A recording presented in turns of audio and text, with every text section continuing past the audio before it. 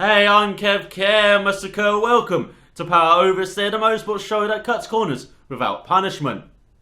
Oh, what the... No, not the bees! The bees! Anyway, let's review the 42nd Toyota Grand Prix of Long Beach. The race may not have been a sizzler, but it had its memorable moments, particularly off track, which we'll look at now in the weekend recap. It's a quiet start to the weekend as teams and drivers worked on setup, although Friday's 2 practice sessions were punctuated by the odd moment. Within 10 minutes of first practice, we had our maiden visitor to the runoff areas as Jack Hawksworth went on at turn 9 thanks to brake issues. He'll be joined by Montoya, Pagenaud, Kimball and Felipe Trice throughout the day. The red flag only appeared once thanks to Californian native Alexander Rossi getting into the turn 8 tyre wall. However, the action ramped up on Saturday with third practice as Ryan Hunter-Reay, then Graham Rahal brought out the red flags thanks to losing their cars in turn 9 and ending up in the tyres, then the wall. It looked like a long day for Honda as Takuma Sato called into pit lane with about 5 minutes left thanks to a drivetrain issue. That long day was confirmed in qualifying as no Honda drivers made it to the Firestone Fast 6, with it being a Penske and Chip Ganassi affair. Coming out on top was Penske with Hayao Castroneves grabbing his second consecutive pole and his 47th overall. Felix winner Scott Dixon joined him on the front right ahead of championship leader Pagenaud, Tony Kanaan and the remaining Penske drivers Montoya and Real Power, who brought out the red flag with 2 minutes left in the Fast 6 after he outbraked himself into turn 9 and needed help to get out of the runoff area. Due to bringing out the red flag, he was docked his 2 fastest laps in this final segment. The fourth row was Honda powered with James Hinchcliffe ahead of Sato as Joseph Newgarden and Carlos Munoz rounded out the top 10. Luca Filippi had a good qualifying in 12th as he snuck in after Sebastian Bourdais initially was 6th in their round 1 group but was later judged to have started his lap 0.2 seconds after the checkered flag. Talk about cutting it close. It wasn't the only timing mishap we would see as round 2 turned into a guessing game with timing and scoring not updating for the last 5 minutes of the session. The primary timing loop went down due to a transponder issue, therefore IndyCar had to re-download the data to ensure the right 6 drivers advanced to the Fast 6. For the final segment, the timing line was moved to the back straight. Wishing their starting positions were due to timing issues were Graham Rahal in 17th and Marco Andretti in 21st and last. Best rookie qualifier was Connor Daly with a decent effort in 13th. There was a frantic start to the race like in Felix as the only real chance to make moves was at the beginning of stints or in the pits. Hunter-Reay and Rahal were once again the men on the move, with the Andretti Autosport driver getting into the top 10 ahead of teammate Munoz and Rahal making a couple of positions up to 15th as he started on reds while everyone else outside the top 10 started on the harder black tyre. Well, apart from Marco Andretti, although he wouldn't get to make any moves as his engine shut off around the fountain area before getting going again. The third generation racer ended up 9 seconds behind the field after the first lap, and it wouldn't get much better for the 29-year-old by the end. We did see some good moves in the first 10 laps though, with Pagenaud getting past Dixon for second in turn 1 on lap 2. Hunter-Reay continued his march up the field, getting past the only harder tyre runner in the top 10, Newgarden, for 9th on the next lap in turn 1. After Charlie Kimball went off strategy on lap 6, Sebastian Bourdais started to make his way up the field on lap 9, diving past Connor Daly for 12th in turn 1. More drivers went off strategy with Hawksworth pitting from 19th on lap 9 and Chilton pitting from 18th on lap 12. Graham Rahal pitted on lap 20 and the early stop worked out as he jumped ahead of Hunter-Reay, Daly, Bourdais and Munoz into the top 10 after Kimball pitted from the lead on lap 30. Out of the front runners, Scott Dixon ran the longest, when doesn't he, as he led for a couple of laps until pitting on lap 28 and came out in front of Pagenaud to get his second place back. Other changes in the order saw Power jump Kanaan for 4th, Hinchcliffe dropped down a couple of positions due to having to wait for Munoz in the pits, and Filippi continued his slide down the order to 18th before getting passed by Rossi in turn 1 on lap 35. The story of the second stint was Hunter-Reay's tumble into the abyss as he got past lap after lap by the likes of Kimball, Chilton despite the Englishman's inside the curb line in turn 5, and Adeshkin before pitting after almost crashing on lap 40 and dropping to 20th. The final round of stops started around lap 50 with Rahal, Adeshkin and Andretti before the front runners started coming in a couple of laps later. Dixon pitted on lap 52 from second as the leaders reached traffic in the form of Jack Hawksworth. Leader Castroneves pitted the next lap, but the reigning champion had used his fresh reds to jump the long-time first-place runner. However, the battle for the lead would be decided in controversial fashion, as Simon Pagenaud stayed out in clean air, setting strong lap times before finally pitting on lap 55 along with teammate Montoya. The Frenchman would come out in front of Dixon to take the lead once Charlie Kimball pitted on the next lap. The problem for the Penske driver was that he obviously crossed the pit exit blend line and was investigated by the stewards. After a few laps deliberation, he got away with a warning, just like Munoz received for doing the same thing the previous lap.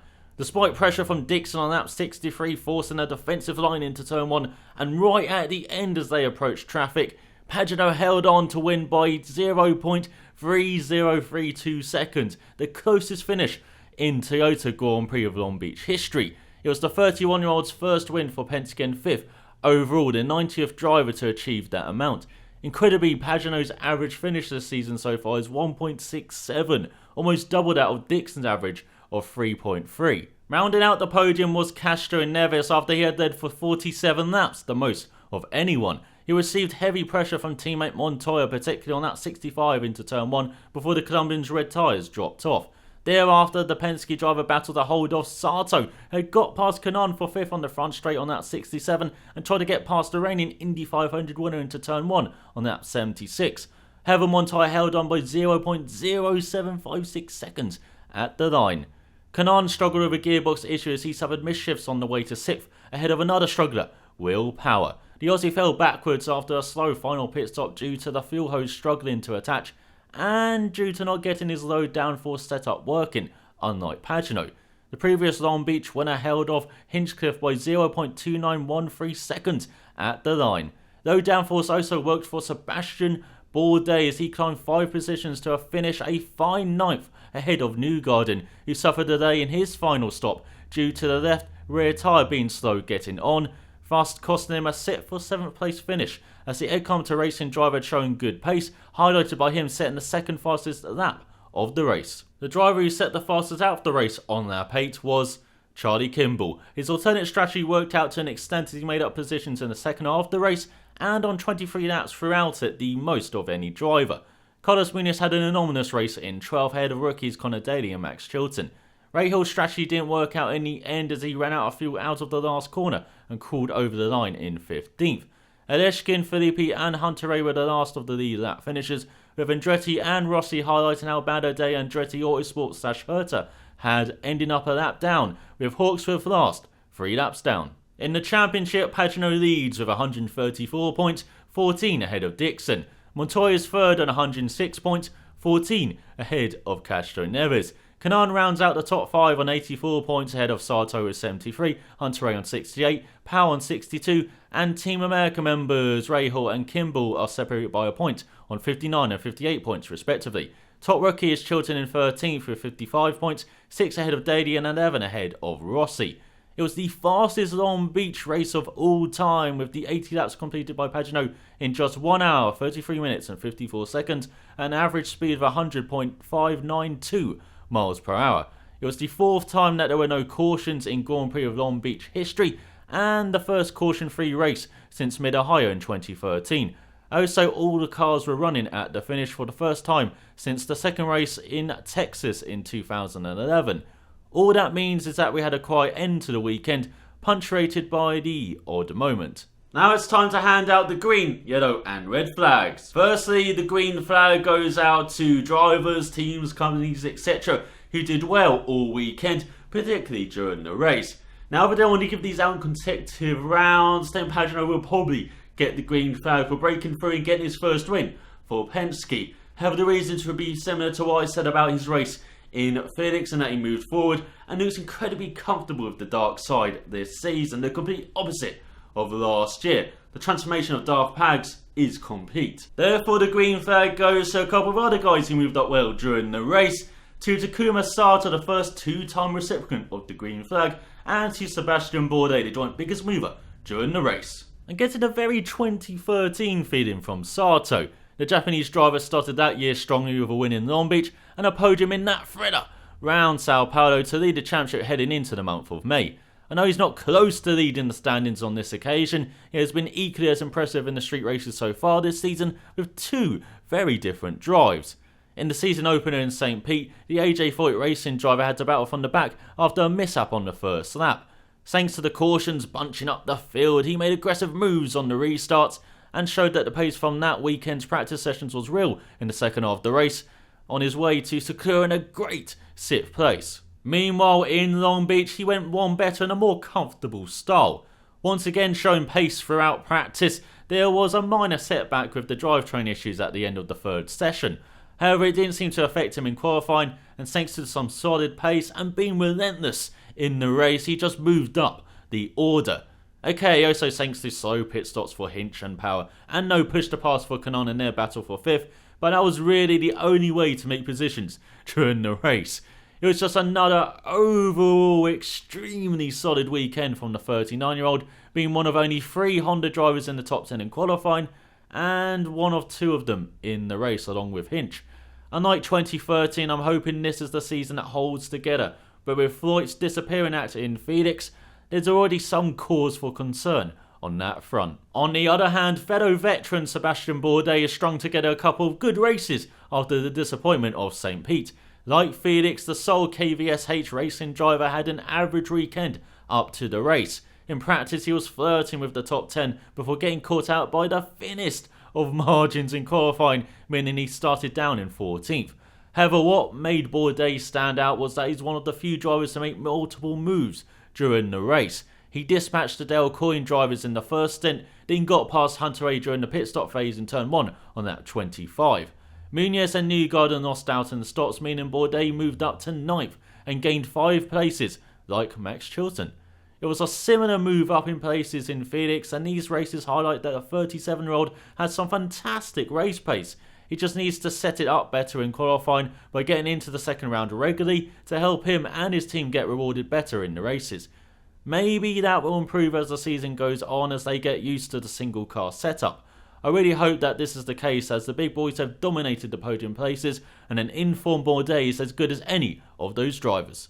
On to the yellow flag, which means someone had a good or bad weekend, but we got to be whoa, calm down, it's only one weekend. There was an obvious recipient in Long Beach as Andretti and Andretti Herta Autosport suffered their first off weekend of the season. The biggest Honda team seemed to time jump to last season when they struggled to get to grips with the Nick Wirth designed aero kit. However, the team did get a couple of qualifiers in the top 10 last year, including Hunter Ray in 4th, and Andretti and Munoz picked up 8th and 9th in the race. The team could have only dreamed of that result this year. Throughout practice and qualifying, they struggled to find any grip. Despite this, Munoz and Hunter Ray qualified around the top 10, although they fell back in the race. The team thought they found a fix Saturday night, but Munoz had the best race by a country mile, finishing in 12th with his race dictated by the pit stops. He lost out in the first round of stops, then gained in the second round, and from Rahal run out of fuel at the end. Hunter Ray started well on the red tyres, but fell off when he switched to the harder black tyres in the second stint and for the rest of the race. After the race, the 2010 Long Beach winner talked about how he almost ruled it 3 or 4 times and was racing himself out there. He was just happy to get home in one piece in 18th. Meanwhile, Rossi qualified at the back and, not helped by his engine dying on his final stop, was stuck there in his Andretti Herta Autosport machine, and Marco Andretti started on the back foot with his engine glitch and spent the rest of the race on it. Long Beach was a terrible race for the outfit, but in the first 2 races of the season, Andretti were the best Honda team with Ryan Hunter-Reay leading the charge. Therefore, I can't help but think this is a blip, especially as Barber Motorsports Park is up next, a track Hunter-Reay and co normally do well at. Finally, the red flag means you've done fucked up, son. In a race with no cautions and a weekend with few incidents, it's difficult to choose anything that deserves the red flag. But with the post-race comments from the drivers, the red flag goes to IndyCar and the show. While it was a typical Long Beach, there were a couple of talking points to take away from it, and things IndyCar needs to address or think about in the future. Firstly, the penalty system. Pagenaud and Munoz both got warned despite breaking a rule. Both drivers didn't keep their 2 right wheels to the left-hand side of the blend line on laps 54 and 55 respectively. They weren't the only drivers to do this. Cashinevas did it a few laps earlier, Kanaan and Sato did it after their last stops too, Aleshkin was spotted early in the race, along with the team and driver outraged at Pagenaud's light punishment. Scott Dixon was spotted doing it after his first stop. All these incidents, but only 2 investigated. Why? Well, the simple explanation is the lack of tools race control has at its disposal. The stewards only had the TV feed to assist them. As Chip Ganassi, for once the reasonable voice from his camp, pointed out that there were no sensors nor a dedicated camera to show where their competitors were exiting the pits properly. Also, the rulebook only gave them 3 rays to rule the offence: a warning, being sent to the back of the field, or a drive-through/stop-and-go hold penalty. A warning might have been a light punishment, but the other 2 options were too heavy, hence going with the warning. Like Dale Walker, Cobra Fordham, Dan Davis, Ari Landike and Max Pappas were on the receiving end of some vile thrown their way, despite it not being their fault. Cinco Fontana last year, when Walker only saw the incriminating footage of Rahal leaving the pits with his fuel hose attached when showing it in a TV interview after the race, hence no penalty given to the race winner during it. On Wednesday after Fontana, the team did get fined though, and that incident did lead to an adjusted fuel hose attachment system this year that means a car can't leave the pits with a fuel hose ballast. Just like with that Fontana incident, IndyCar will have to respond to stop such a controversy again. Give the stewards more tools such as the NASCAR system with sensors on pit exit and maybe a cone like they talked about in the NBCSN broadcast at the end of the blend line with a camera inside. Amend the rules so that the competitors have to have all 4 wheels to the left hand side of the blend line on exit. Also had more penalty options to the rules. F1 stewarding has improved immensely with the addition of 5 or 10 second penalties to the rulebook in recent years, as it gives the stewards more flexibility in what to hand out. IndyCar could help race control by doing the exact same thing. For the series, the penalty situation seems easier to solve than a bigger one, which has hung over the series, especially with these aero kits. That is the dirty air situation. We shouldn't overreact to the drivers' comments after the race in Long Beach, as it was Long Beach, but they are comments that have been said before, particularly about Texas.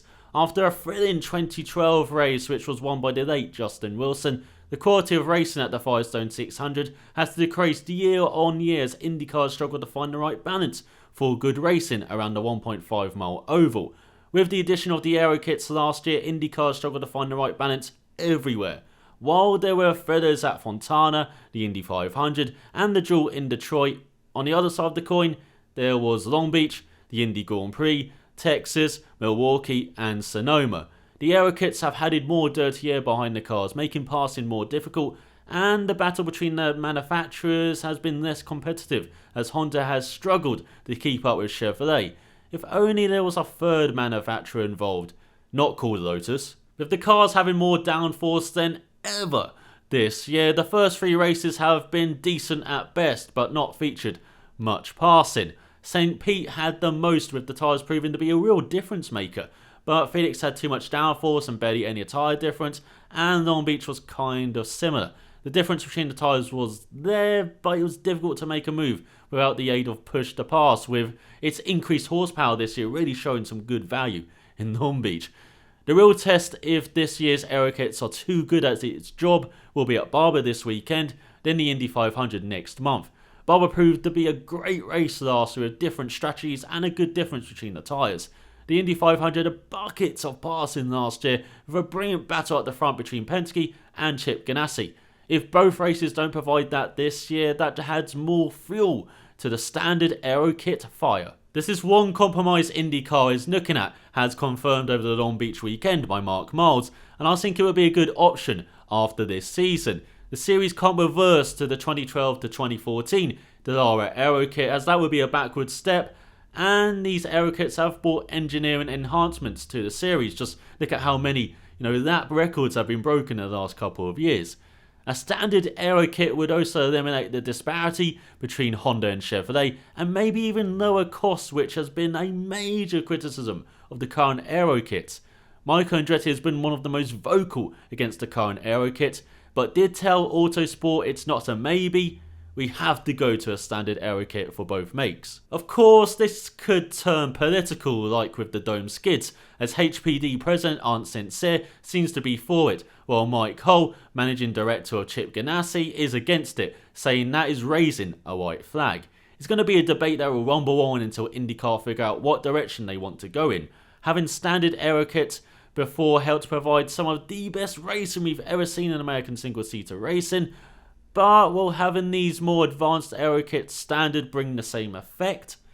Finally, Rahal and Kanaan led the calls for a longer race round Long Beach. Like Castro Neves described, they were fuel saving for virtually the whole of the race to make it a 2-stopper instead of a 3. The ironic thing is the race was shortened from 85 laps to 80 in 2013. Maybe a reversal of this could open up the race to being a definite 3-stopper and allow the drivers to race more than they save. Did I miss something? Anything catch your eye in Long Beach? Let me know down below, and I'll be back with a couple of previews for Alabama this weekend. A normal one for IndyCar, but an extended one including a season preview for the Mazda Road to Indy. It's a power oversteer bonanza this week, and I can only apologise for having to see this face so much during it. But I'll be back with the IndyCar preview for Alabama, so thanks for watching, and I will see you next time.